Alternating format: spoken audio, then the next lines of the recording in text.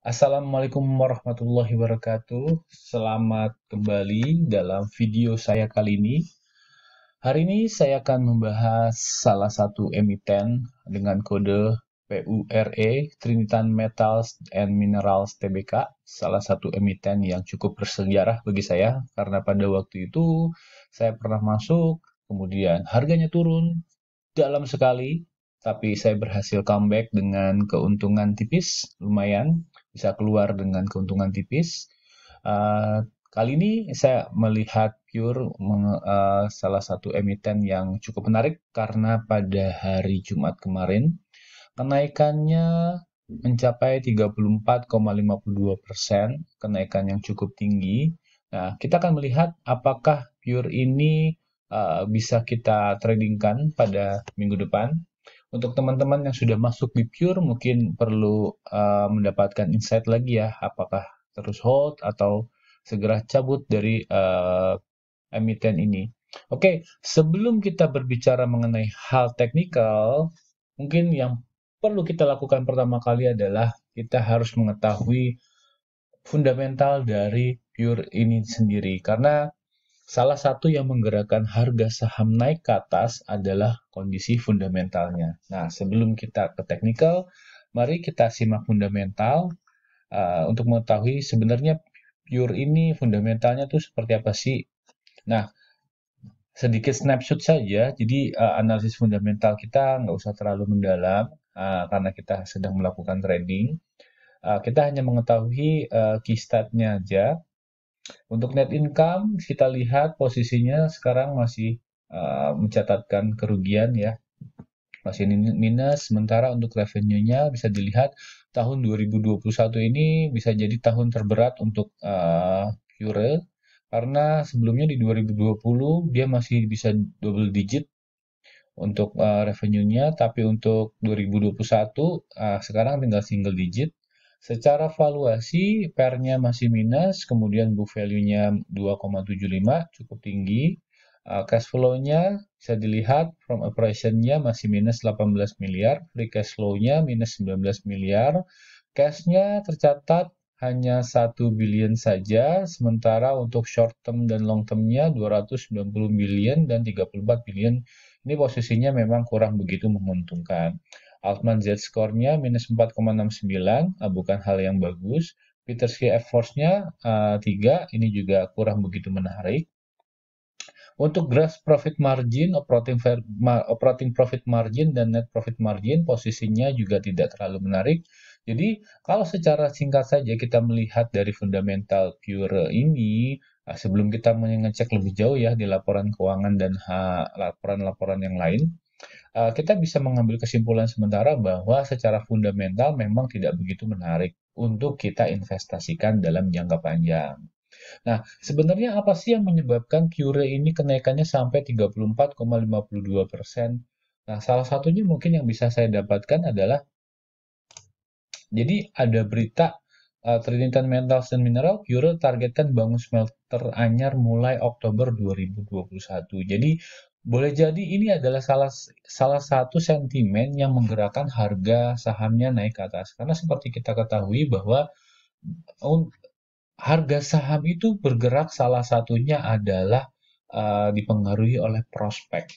Nah, kenapa bangun smelter ini menjadi hal yang bagus, prospek yang bagus? Karena nanti kalau misalkan smelternya sudah jadi, kapasitas produksi mereka meningkat dan ini juga akan berpengaruh terhadap revenue-nya karena kan produksi yang dihasilkan juga lebih banyak dan tentu harapannya adalah net income-nya juga naik ya. Ketika nanti net income-nya naik, fundamentalnya bagus, tambah bagus, otomatis secara jangka panjang harganya akan juga menyesuaikan dengan fundamentalnya.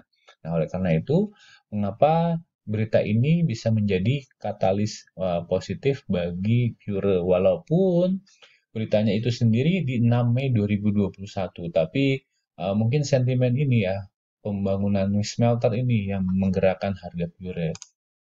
Oke, kita lihat lagi secara funda chart-nya ya. Memang kalau dilihat ini saya pakai net income dan revenue kuartalan ya. Kalau dilihat grafiknya menurun terus Kemudian juga secara net income ini agak menarik karena posisinya agak naik ke atas ya, walaupun secara keseluruhan sebenarnya ini untuk yang net income, saya coba lihat kan ya.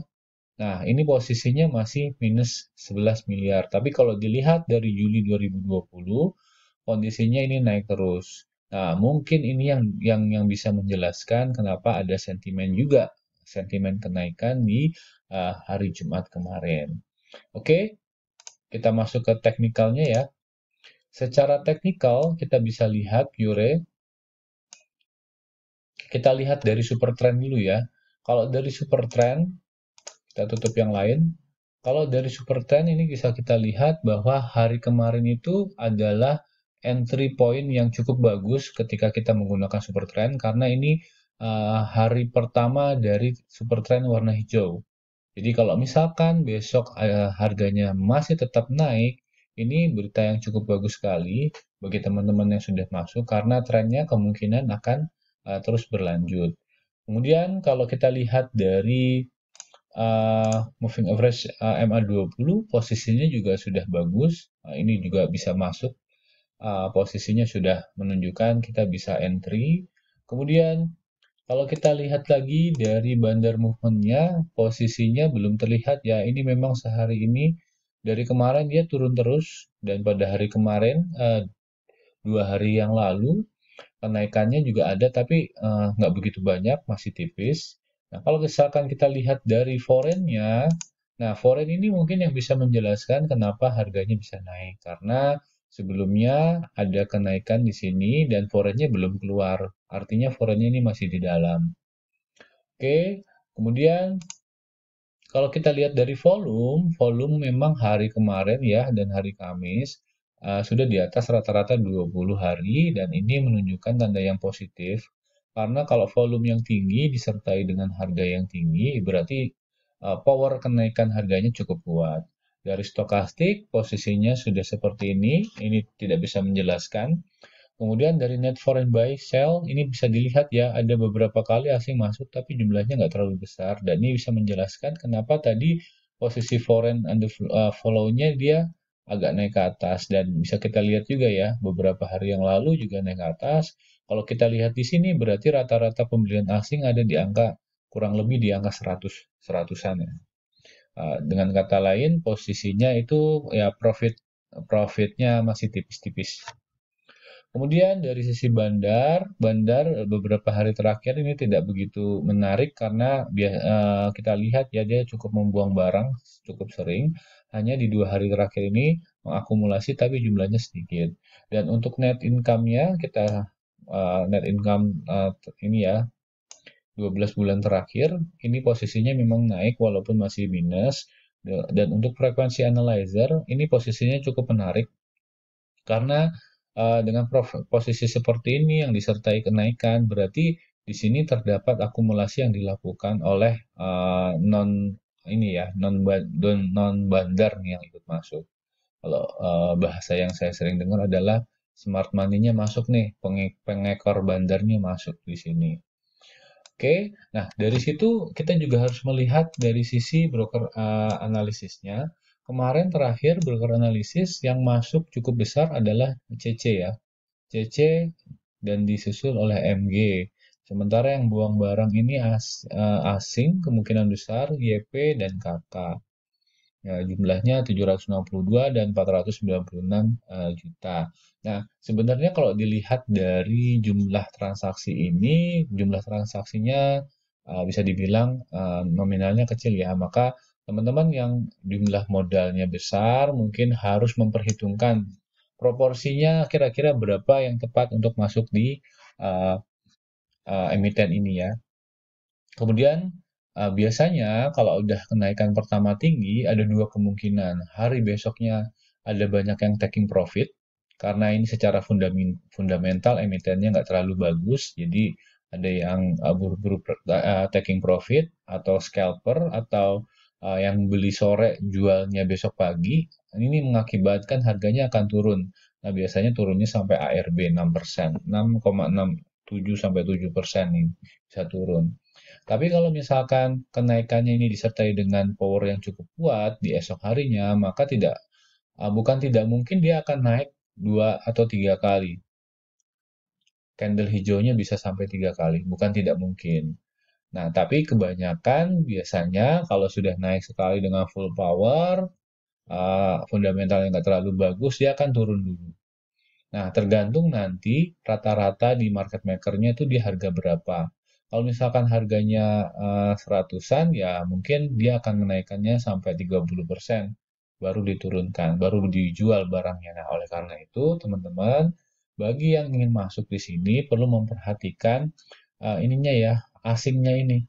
Asingnya ini apakah dia keluar atau tidak? Karena kita bisa belajar ada 2 peristiwa penting di emiten ini di mana kita bisa belajar dari hal yang sebelumnya. Yang pertama di sini, kalau kita lihat nanti di